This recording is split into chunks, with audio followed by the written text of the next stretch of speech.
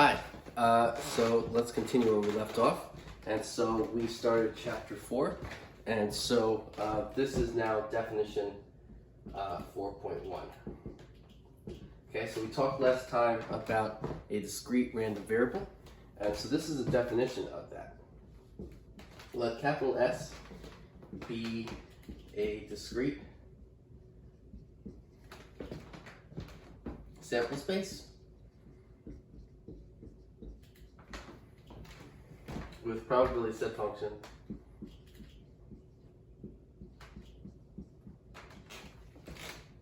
capital P. Let capital X be a function that assigns a real number to each sample point in a sample space S.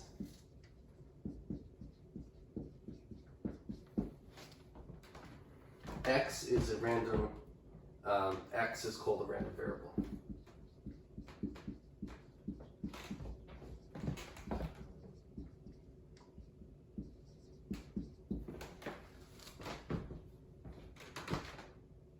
In particular,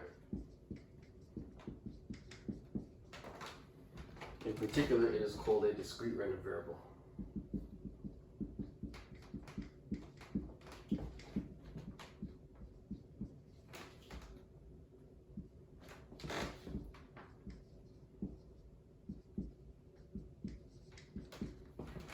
In particular, is called a discrete random variable because S, capital S, is a discrete sample space.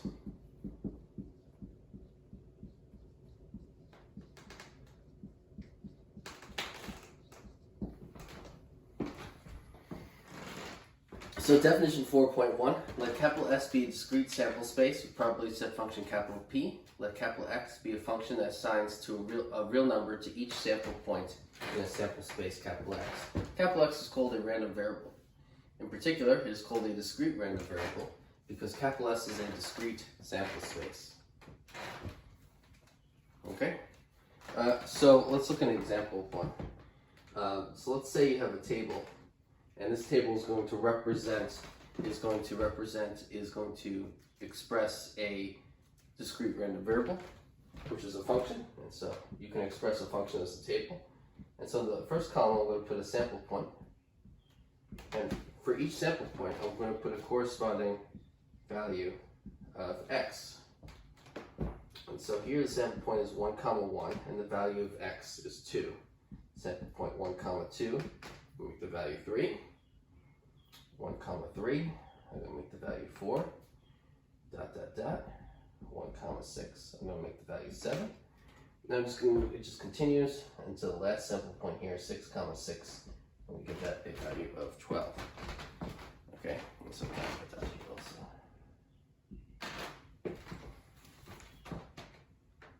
Okay, so this is figure 4.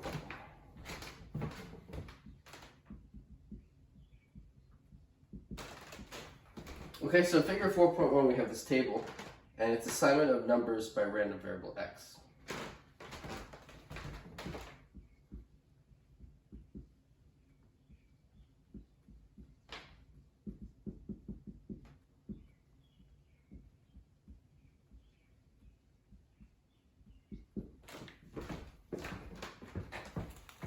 Okay, so this is assignment numbers by random variable x, and so for each sample point in this experiment of rolling a die twice,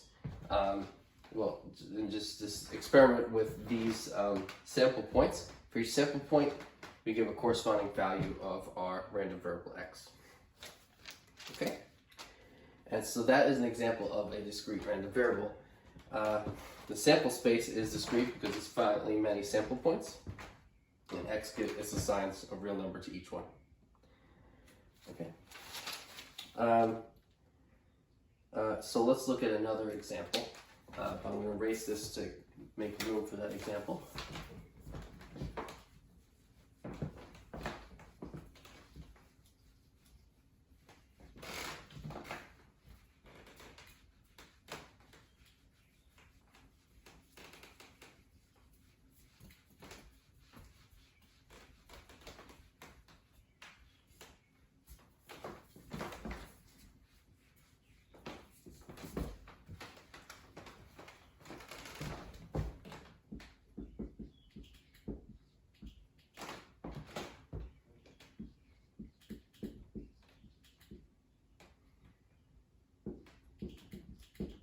consider 3 flips of a coin. Okay, so example 4.2, consider 3 flips of a coin. Use a table of values.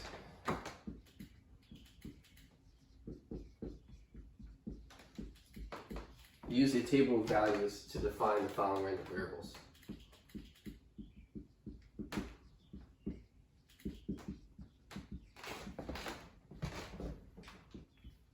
Random variables.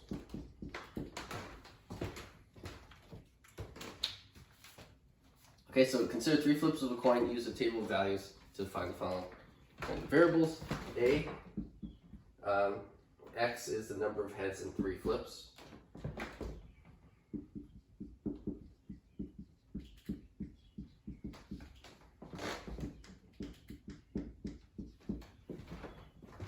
Okay. B, Y is the number of heads minus the number of tails.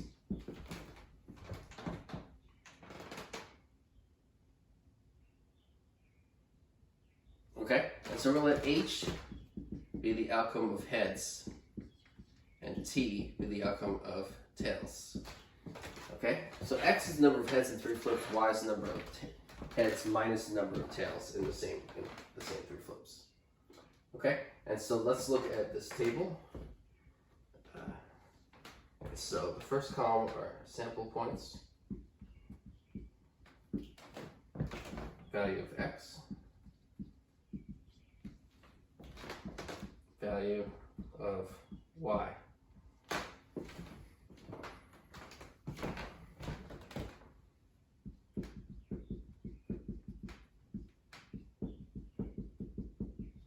Okay, so the first sample point is head, heads, heads. Next one is heads, heads, tails. Heads, tails, heads. Heads, tails, tails. Next one is tails, heads, heads. Tails, heads, tails. Tails, tails, heads. And tails, tails, tails. There's just enough room for the last one. Okay, so those are the 8 sample points of this experiment. The value of X is the number of heads in the 3 flips. There's 3, 2, 2, 1, 2, 1, 1, 0. Those are the corresponding number of heads for each of those sample points. The value of Y is the number of heads minus the number of tails. So there's 3 heads minus 0 tails is 3. 3 heads minus 0 tails is 3. 2 heads minus 1 tail is 1. 2 heads minus 1 tail is 1. 1 head minus 2 tails is negative 1. 2 heads minus 1 tail is 1. 1 head minus 2 tails is negative 1. 1 head minus 2 tails is negative 1. 1 head minus 3 tails is negative 3.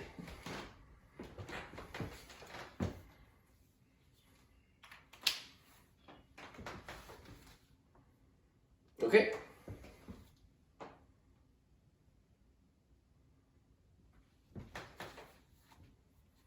Okay, and so there's a table, and and so that table depicts the values of X and Y for each sample points. Good.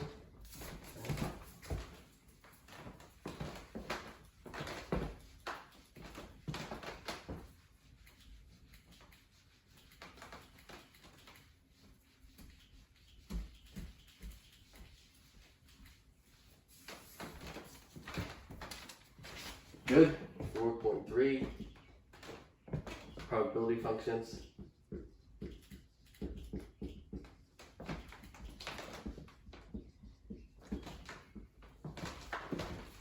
Okay, so 4.3 probability functions.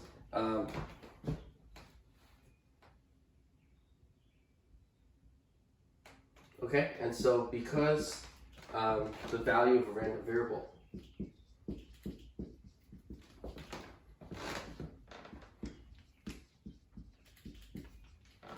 is determined by the outcome of an experiment.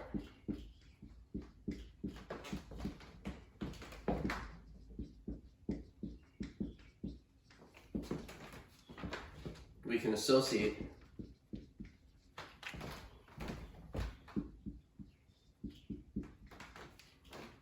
associate with each possible value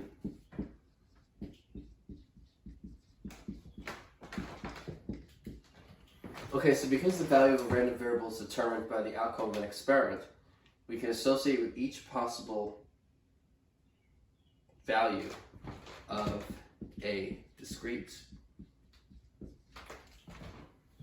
random variable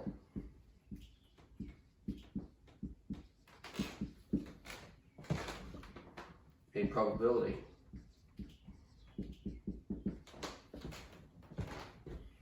that the random variable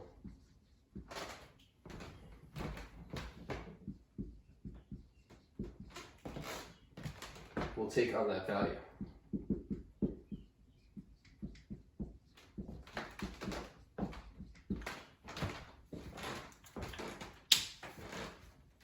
So because the value of a random variable is determined by the outcome of an experiment, we can associate with each possible value of a discrete random variable a probability that the random variable will take on that value. So example 4.3, consider 3 flips of a coin.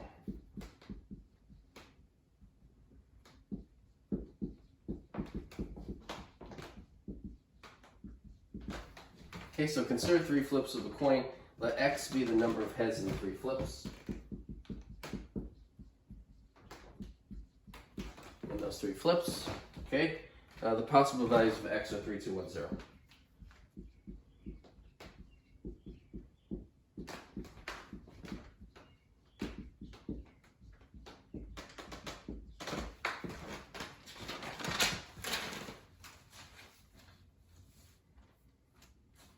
Okay, so consider 3 flips of a coin, x is the number of heads, possible values of x are 3, 2, 1, 0. And so the probability of x equals 3, well, that's the probability of just 3 heads occurring in the 3 flips, because that's 1/8. Okay, because there's 8 total sample points in the sample space, and so 1 out of the 8 of them have 3 heads, or all 3 flips are heads. The probability that x is equal to 2, well, that's the probability of the set, well, there's 2 heads, so that would be either heads, heads, tails, or heads, tails, heads, or tails, heads, heads. And so that's the probability of one of those 3 things happening, and that's 3/8. Okay, so those are those 2 probabilities.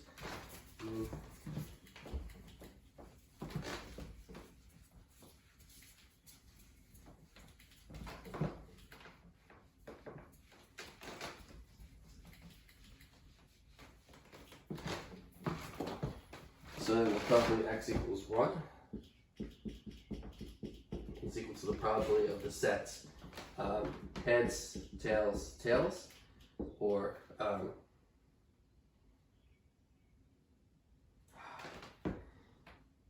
it's the order triple heads, heads, heads here, and then this is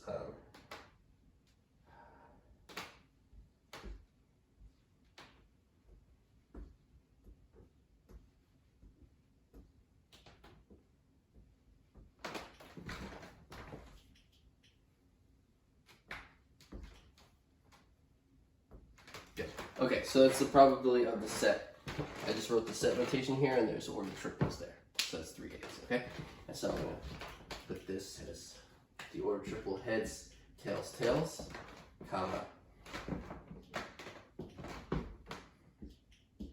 tails, heads, tails, and tails, tails, heads.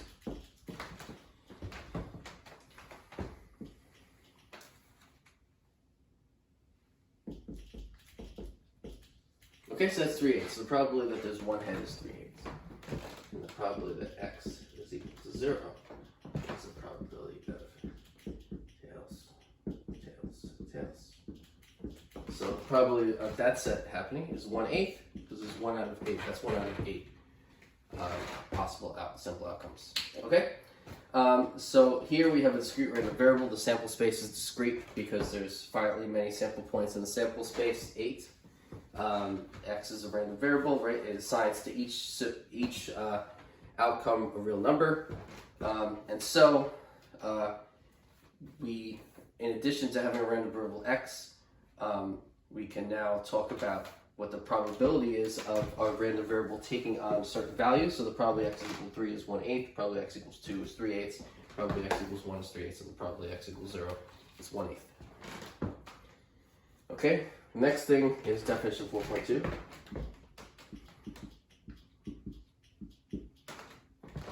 Let x be a discrete random variable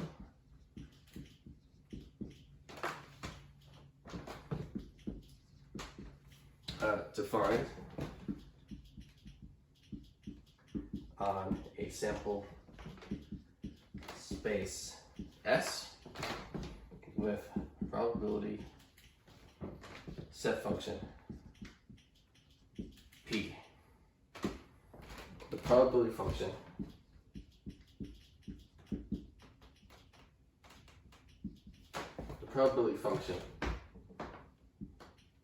of the probability distribution X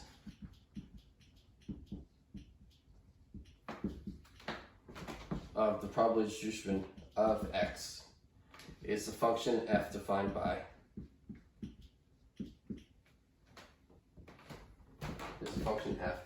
f of x is equal to the probability that x is equal to little x.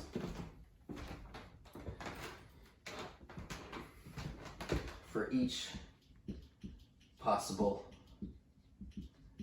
value little x of the random variable capital X.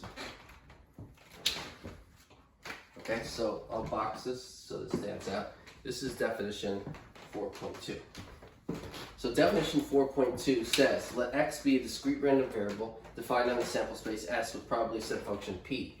The probability function of the probability distribution of x is the function little f defined by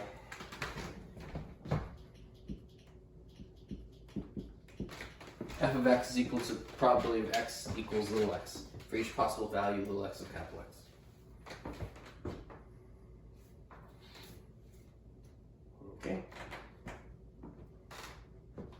Okay, so that's the definition of probability function of a probability distribution of x. Okay, so it's a function that tells you the probability of a discrete random variable taking on any of its possible values. Okay, so that's definition 4.2. So I'll leave that on there so you can look at it. Okay, if this is an example of finding the probability of this discrete random variable x taking on each of its possible values, 3, 2, 1, and 0. Okay, so I'm going to erase the whole board so I can start from the top again.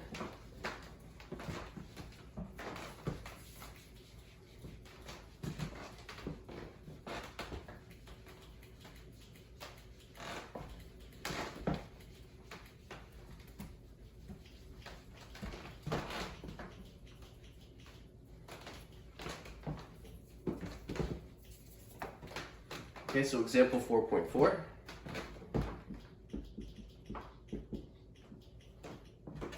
Consider a throw of 2 dice.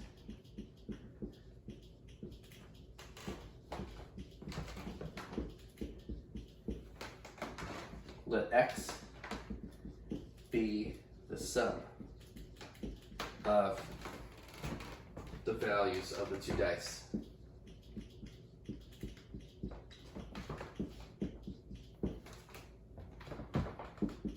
A, find the probability function of x.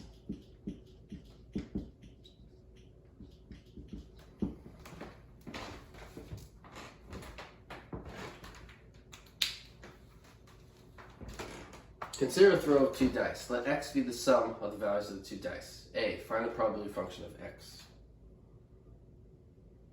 Okay, so let's put in the probability function of x. Okay, Okay, so the first column is going to be values of little x of the random discrete random variable capital X. The second column is going to be the probability function f of x, the probability that your discrete random variable capital X takes on these possible values.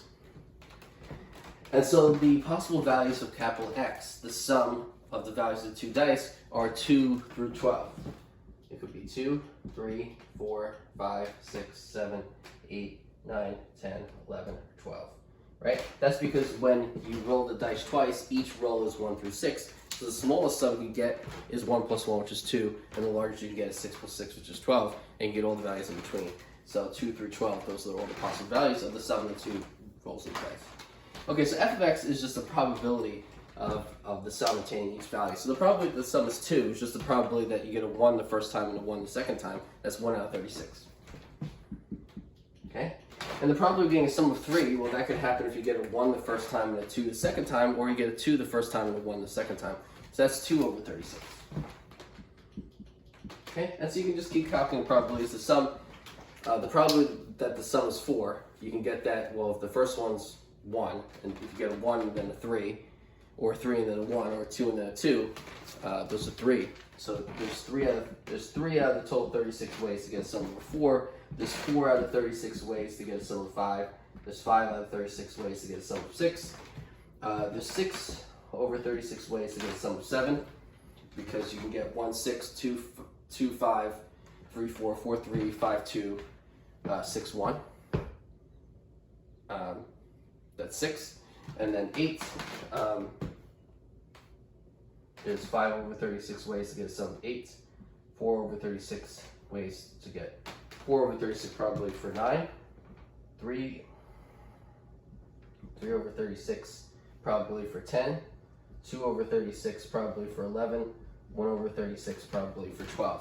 And so those are the corresponding probabilities for the sums 2 through 12 of when rolling two dice. Okay? And so this is a table representation of the probability function of x. Right? It's a function, and you can express the function as a table. It's one of the ways that you can express a function. Not just as an equation, but also you can do it with a table. So here's the table. And so in the book, this is figure 4.3. Okay? And figure 4.3, the probability function of x.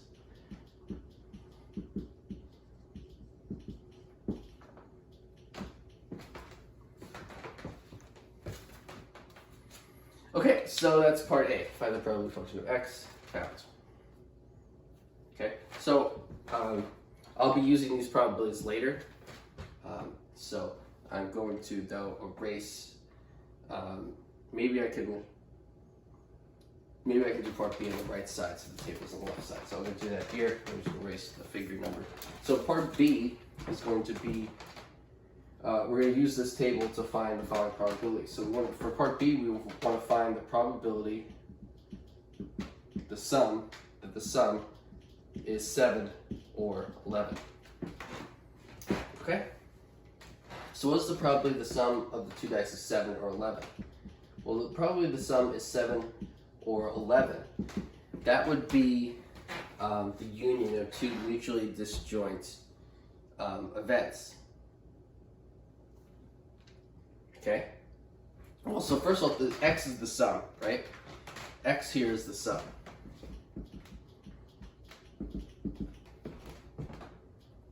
X is the sum of the two values, right? And so this is the probability that x, which is the sum, is 7, or x is 11. Okay? Well, the sum can't both be 7 and 11 at the same time. And so that means the probability that x is 7 or x is 11 is equal to the probability that x is 7 plus the probability that x is 11.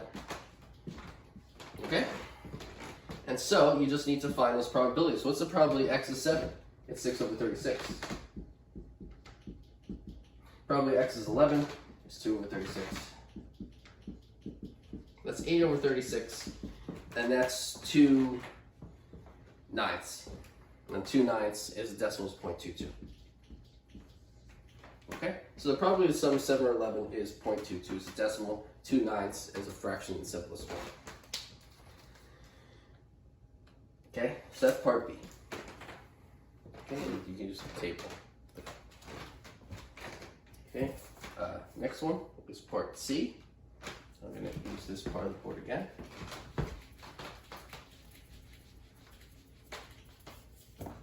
So part C is find the probability that the sum is greater than 8. Okay, so find the probability the sum is greater than 8. So the probability that the sum of the two values is greater than 8 is the probability that x, which represents the sum, is greater than 8. Well, the probability that x is greater than 8 is equal to the probability that x is equal to 9, or x is equal to 10, or x is equal to 11, or x is equal to 12, right? Because the only possible values of x that are greater than 8 are 9, 10, 11, and 12. And so the probability that x is 9, or 10, or 11, or 12 is equal to the probability that x is equal to 9, plus the probability that x is equal to 10, plus the probability that x is equal to 11, plus the probability that x is equal to 12. Okay? So that's equal to the probability that x is equal to 9, according to this table, is 4 over 36.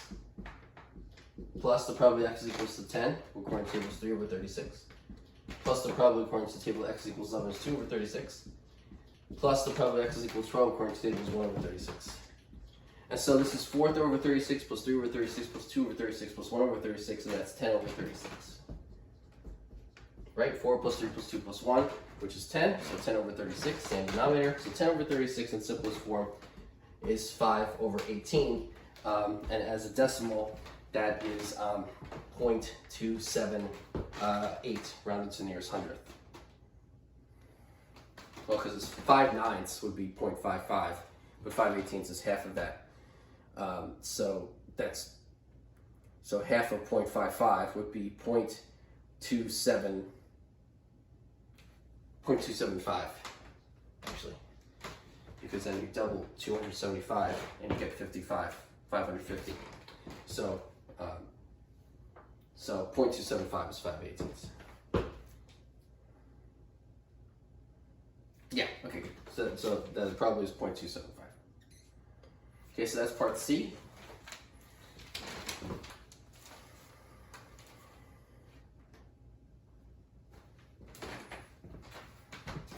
Okay, part D.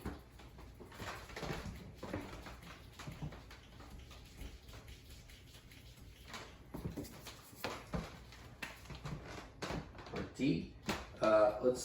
The sum is greater than 3 but less than 9. Find the probability that the sum is greater than 3 but less than 9. Okay? So the probability that the sum is greater than 3 but less than 9 would mean that the probability that 3 is less than the sum and the sum is less than 9. Okay? So that's equal to the probability that x, which is the sum, is equal to 4, or x is equal to 5, or x is equal to 6, or x is equal to 7, or x is equal to 8. That's equal to the probability that x is equal to 4, plus the probability that x is equal to 5, plus the probability that x is equal to 6, plus the probability that x is equal to 7, plus the probability that x is equal to 8. Okay, and so you just find, the table tells you those probabilities. Probability x is 4 is 3 over 36. Plus the probability x equals 5 is 4 over 36. Plus the probability x equals 6 is 5 over 36. Plus the probability x equals 7 is 6 over 36. Plus the probability x equals 8 is 5 over 36. Okay, and so those are those 5 probabilities. You add them up, and you get 23 over 36.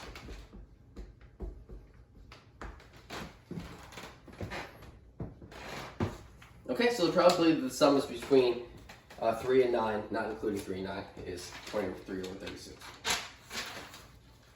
Okay, so that is part D. That's the end of example 4.4. Okay, so let's keep going. Okay.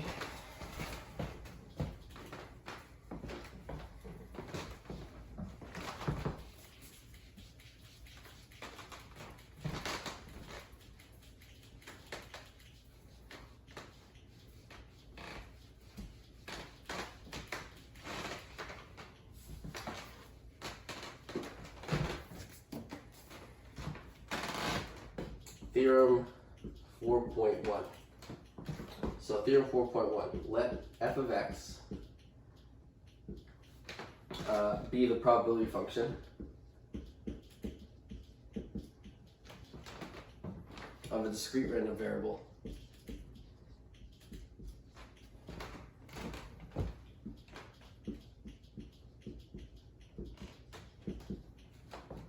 x. Then, part A, 0 is less or equal to f of x less or equal to 1 for each possible value of x.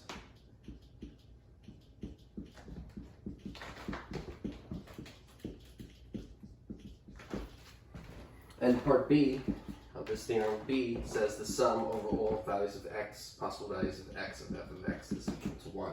So those x's range over all possible values of x of the random variable capital X. So these x's, the sum is over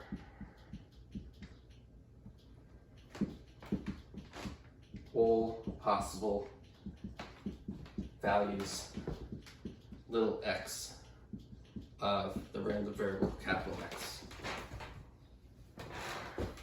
Okay? Okay, so theorem 4.1 says let f of x be the probability function of a discrete random variable capital X.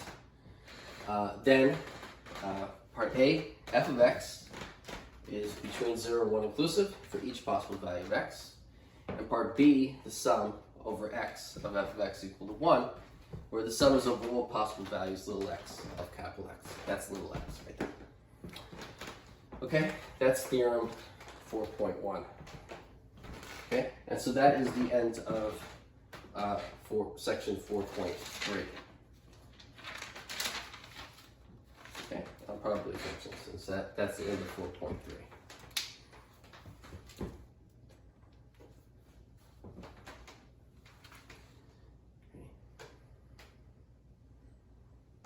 Okay, let's keep going.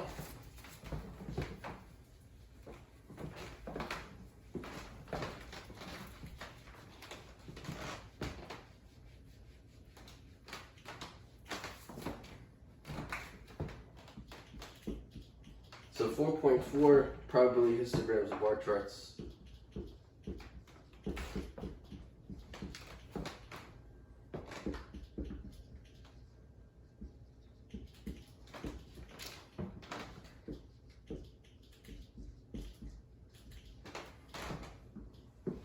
Okay, so probability histograms and bar charts, that's 4.4.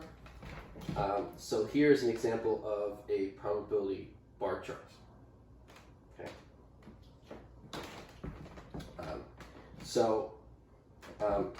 Here are the possible values of a discrete random variable x, where x is the sum of two dice.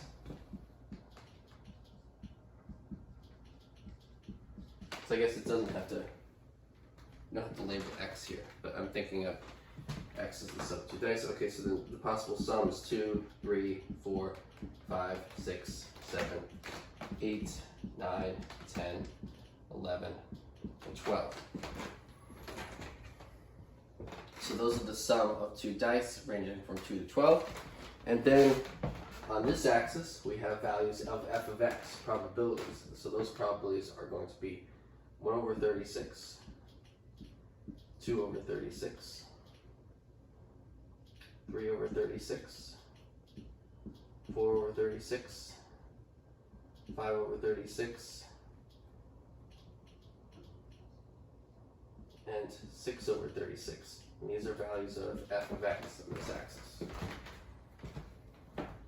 Okay, and so the probability of the sum being 2 is 1 over 36. The probability that the sum is 3 is 2 over 36. The probability the sum is 4 is 3 over 36. The probability that the sum is 5 is 4 over 36. The probability if the sum is 6 is 5 over 36. The probability the sum is 6.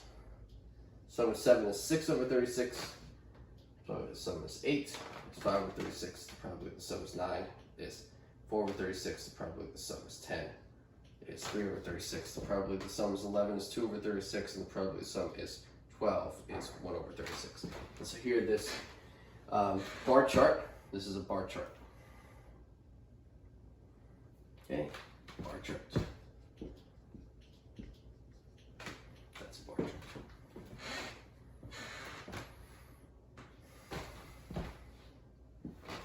Okay. Here's another. Now here's a probability histogram.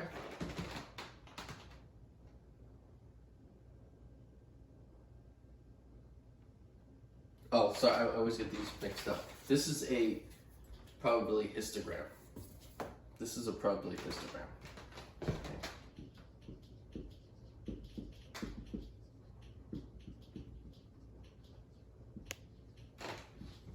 Okay, that's a probability histogram. This is a bar chart of a probability function. And so we're going to do this again. There's going to be 2, 3, 4, 5, 6, 7, 8, 9, 10, 11, 12. These are the values, possible values of the sum of 2 dice.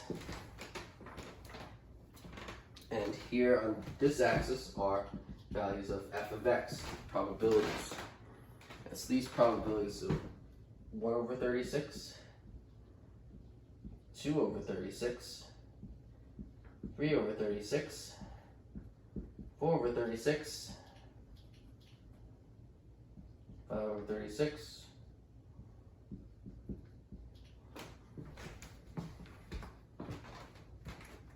so the sum of 2 dice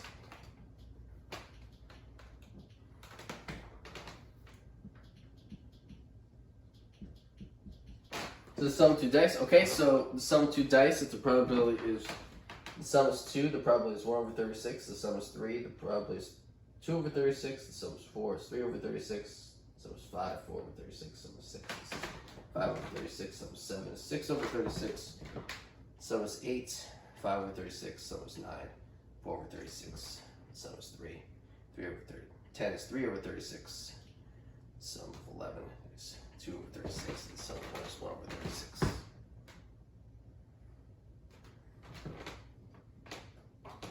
Just straighten this one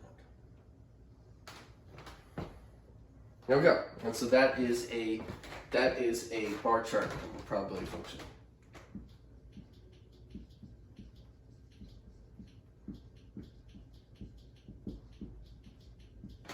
Okay. So that's a bar chart of a probability function, and that's a probability histogram. Okay, and so this is figure 4.4 in the book.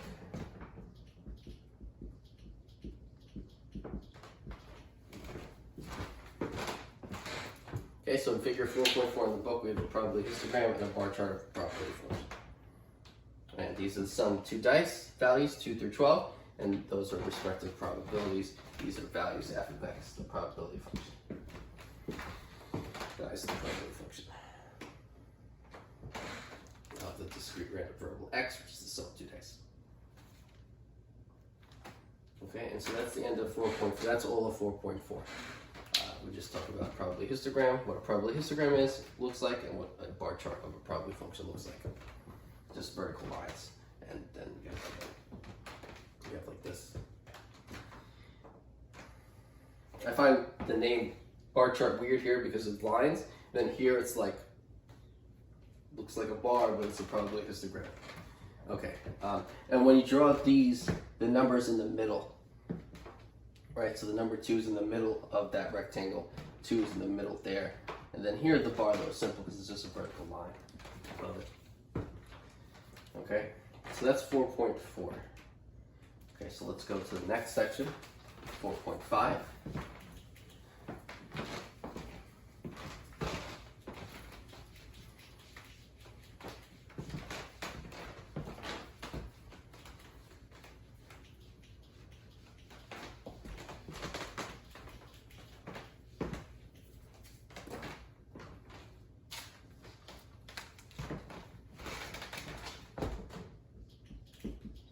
Okay, so 4.5 is several important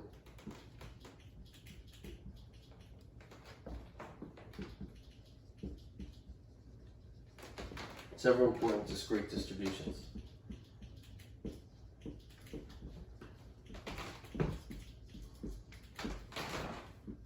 Okay, so 4.5 is several important discrete distributions.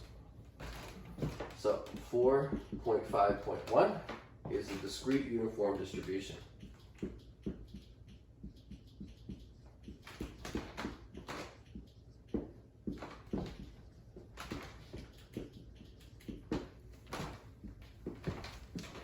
So 4.5.1 is a discrete uniform distribution.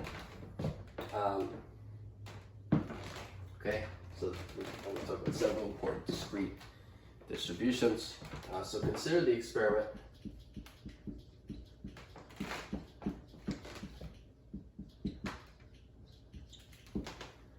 of selecting a number at random.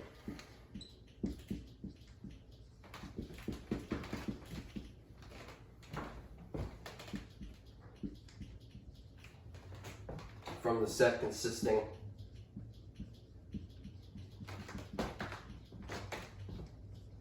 of the numbers x1, x2, to xn. Let capital X be the value of the number selected.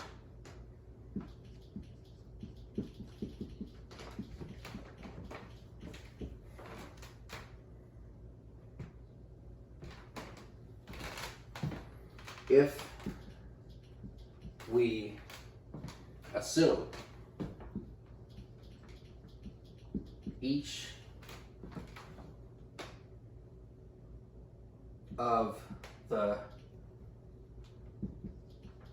numbers x1, x2 to xn have an equal chance of being selected,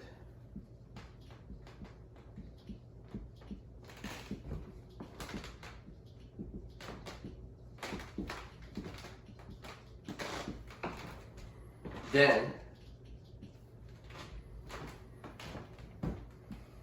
f of x sub I is equal to p of x equal x sub I, which equals 1 over n for I equals 1, 2, 3. It's a 6. Oh, 1, 2, 3.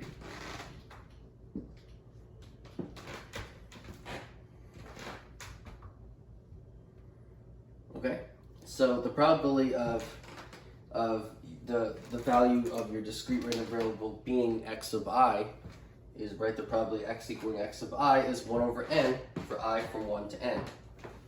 And that's because we made our discrete random variable, we made x be the value of the number selected. And so x1 to xn are the numbers in the set. Capital X is the value of the number you select.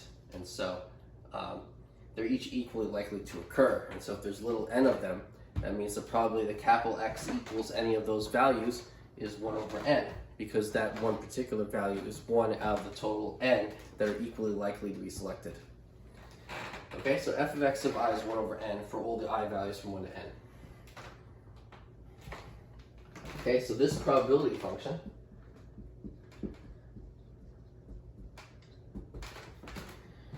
is called the discrete uniform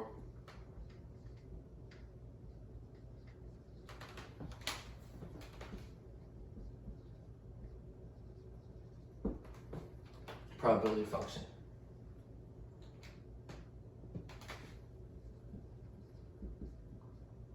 You can also call it the discrete uniform probability distribution. So instead of the word function, you can use the word distribution.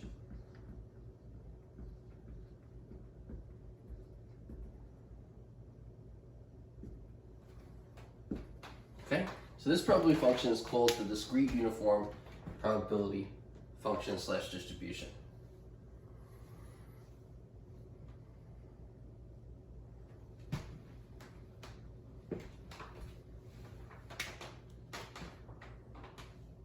Okay, let's look at it. Okay. Next I'll do is just give a definition of it. So it's here. Okay, so let me write the definition.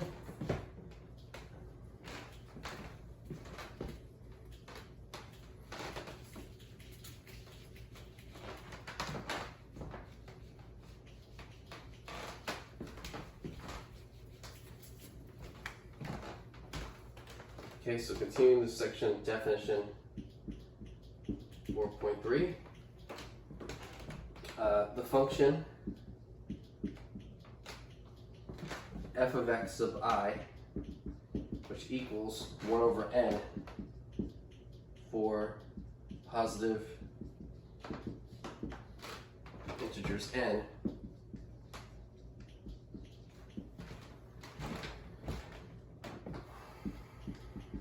such that I equals 1 to n, is called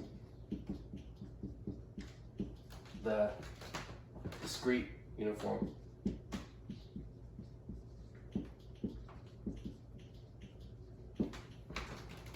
probability function.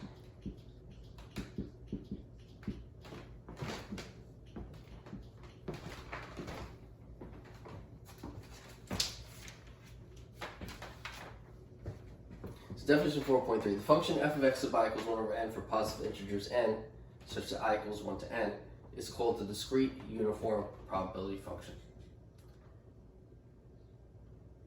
That just means that if you have a sample space with certain values x1 to xn, and you let your discrete random variable take on the values of the number, capital X is the value you select from that set. So if you select x sub 3, the value of capital X is x sub 3. Then little f of x sub I, the probability that capital X equals x sub I is 1 over n, because that x sub I is 1 out of the total n equally likely elements of your sample space to be selected.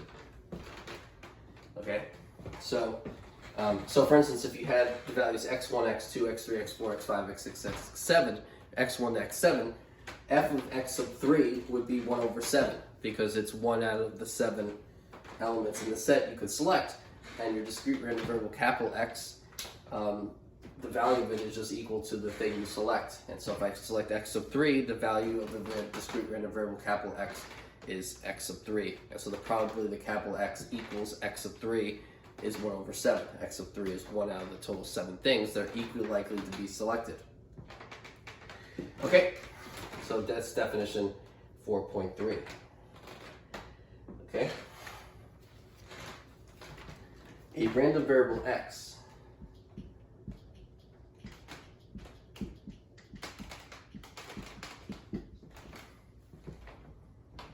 has a discrete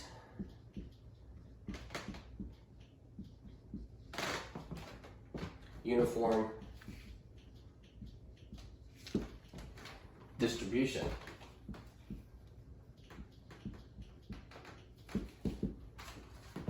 and is a discrete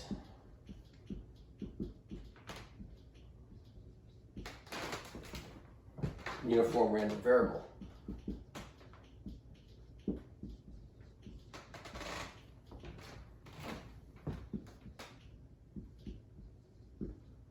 If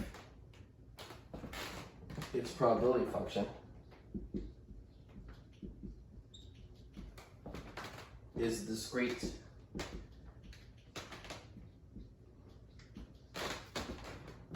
uniform probability function.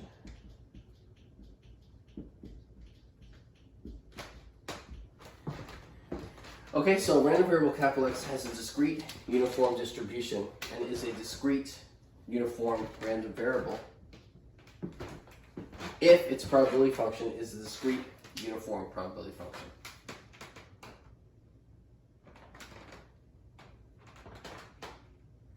Okay, so if you have a random variable x and its probability function is this discrete uniform probability function, then you can say capital X has a discrete uniform distribution, and it is a discrete uniform random variable. Okay, so if your random variable x, if the probability function you're using is the discrete uniform probability function, this one, then your capital X is a discrete uniform distribution.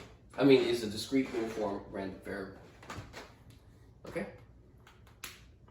It's already a discrete random variable, but with this probability function, it's now a discrete uniform random variable. You add the word uniform there. Okay.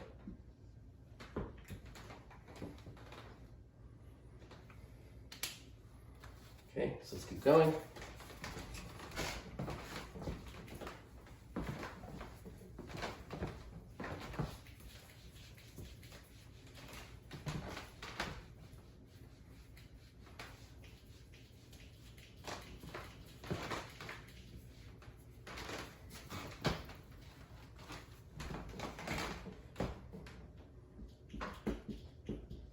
So 4.5.2 is the Bernoulli distribution.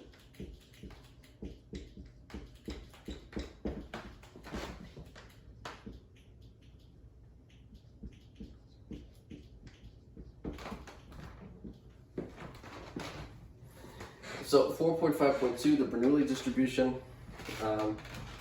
So here's another type of random variable we're going to talk about here. So an experiment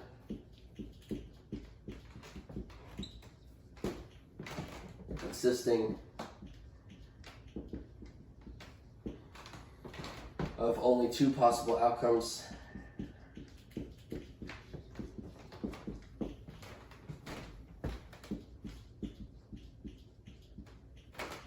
either success or failure.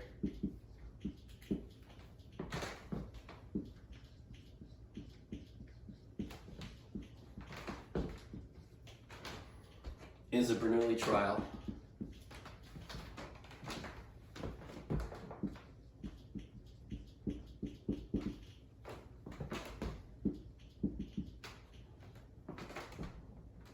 Period. So an experiment consisting of only two possible outcomes, either success or failure, is a Bernoulli trial. If capital X is a random variable that takes on a value of 1 when a Bernoulli trial is a success,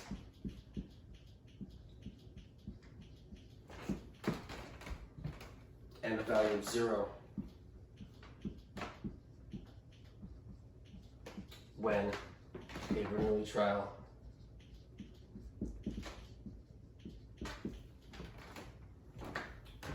is a failure, then capital X is a Bernoulli random variable.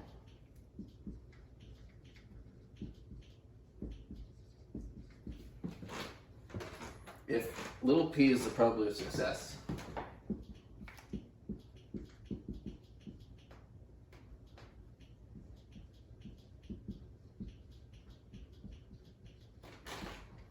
and little q, which is 1 minus b, is the probability of failure, then f of x is equal to p if x equals 1 and q if x equals 0.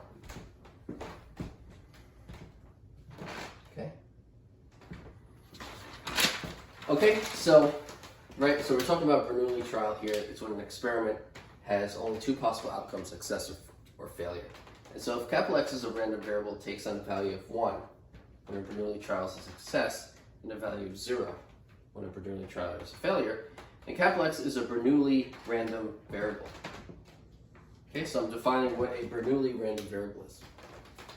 If little p is the probability of success and little q is which equals 1 minus p is the probability of failure, then f of x is equal to this function. It's equal to p if x equals 1 and q if x equals 0. This is saying the probability that your variable x, your discrete random variable, your Bernoulli random variable x takes on a value of 1 is p, and the probability that your Bernoulli random variable x takes on a value of 0 is q. That corresponds with the likelihood of success or failure in a Bernoulli trial, right? The probability of success in a Bernoulli trial is little p, and the probability of failure in a Bernoulli trial is q. Okay, and so just instead of thinking of it as the probability of success or failure, we're thinking of the probability of x being 1 or 0. But x is 1 when you succeed, and x is 0 when you fail in a Bernoulli trial. Okay,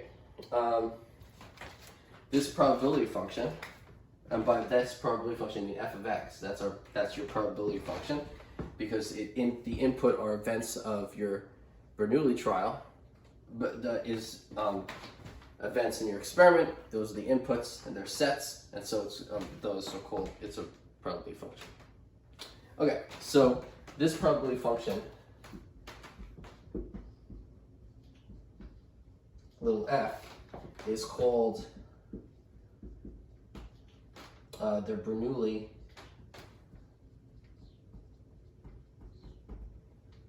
probability function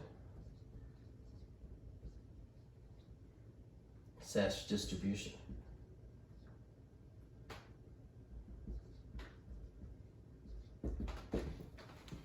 Okay. Okay. Good. Okay, so that's the definition of a Bernoulli random variable.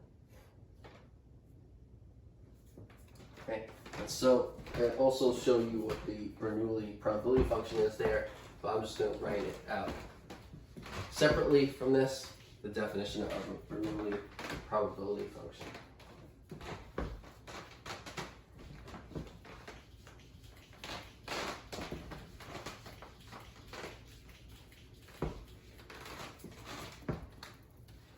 Okay, so definition 4.4. The function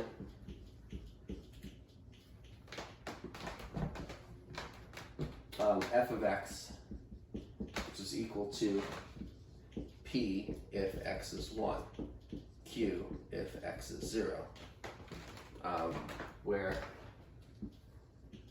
0 is less than p less than 1, and p plus q is 1. It's called the Bernoulli probability function.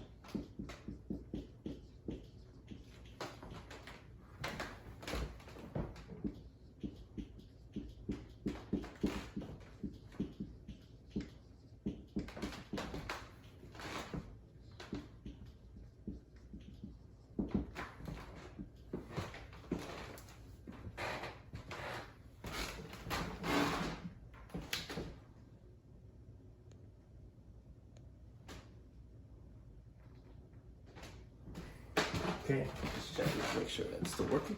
Good. Okay, so so let's continue here.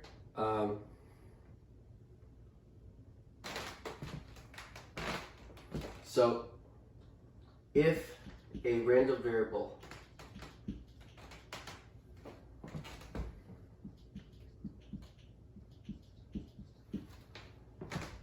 capital X has a Bernoulli distribution,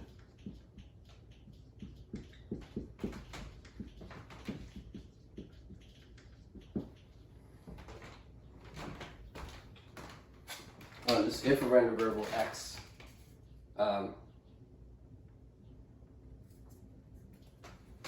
if a random variable X has as its probability function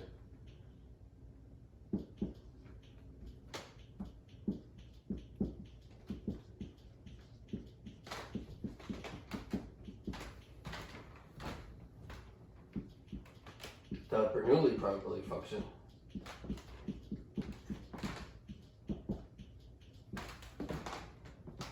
then it is referred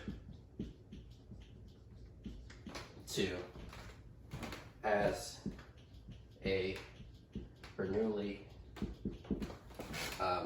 random variable.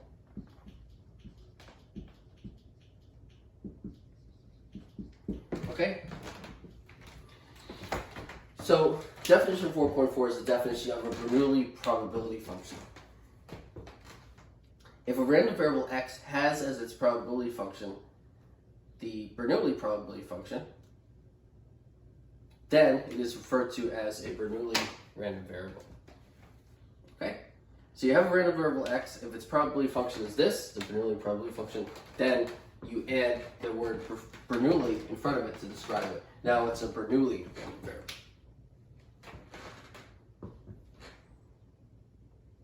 Okay, and so that is our discussion on their Bernoulli distribution.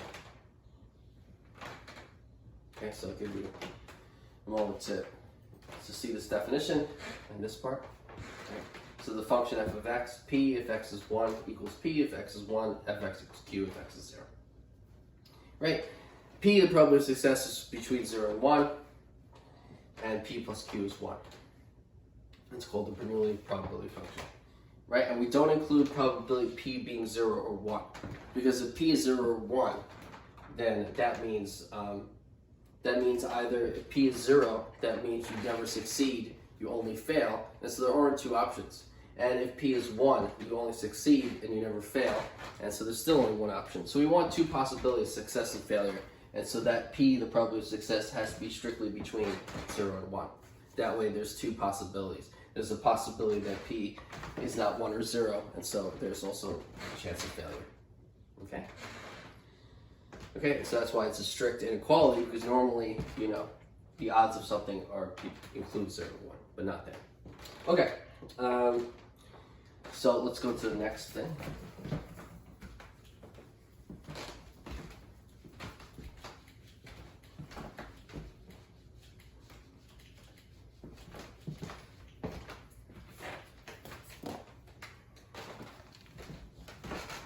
Okay, so 4.5.3 is on the binomial distribution.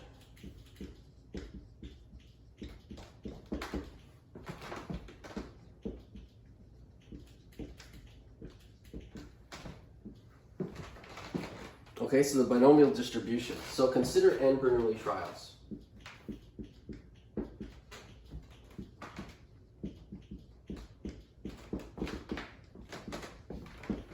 Consider n Bernoulli trials. If S sub n is equal to the total number of successes,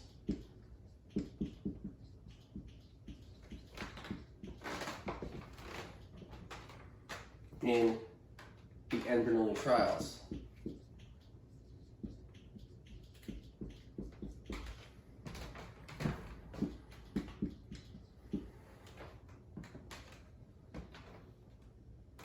what is the probability function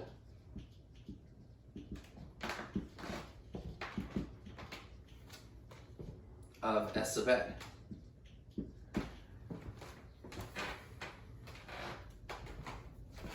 In other words, what is the probability that S sub n is equal to little x for x equals to 0, 1, 2, and so forth up to including n question mark. Okay, so 4.5.3, the binomial distribution. So we're going to consider n Bernoulli trials. That means it's an experiment where there's two possible outcomes, success or failure. If S sub n is the total number of successes in n Bernoulli trials, what is the probability function of S sub n? That means what is the probability that S sub n takes on a value x for x from 0 to n, right? So if S sub n is the total number of successes in n Bernoulli trials, each trial is either a success or failure. And so every time you do a trial, you could either have another success or not have another success. And so if there's n Bernoulli trials for S sub n, that means the possible number of successes are from 0 to n, right? If there's 7 Bernoulli trials, each one is success or failure, one or the other, then the possible number of successes would be 0, 1, 2, 3, 4, 5, 6, or 7. And so for n Bernoulli trials, then the possible total number of successes are 0, 1, 2, up to including n. Okay? And so we want to know what is the probability that the number of successes in n Bernoulli trials is 0, 1, 2 to n. Okay, so let's explore this a little further. Okay, so step 1 is what is the probability of successes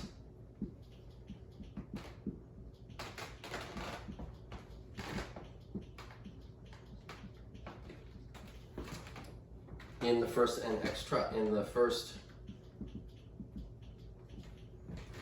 x trials. So So what is the probability of successes in the first x trials and failing the remaining n minus x?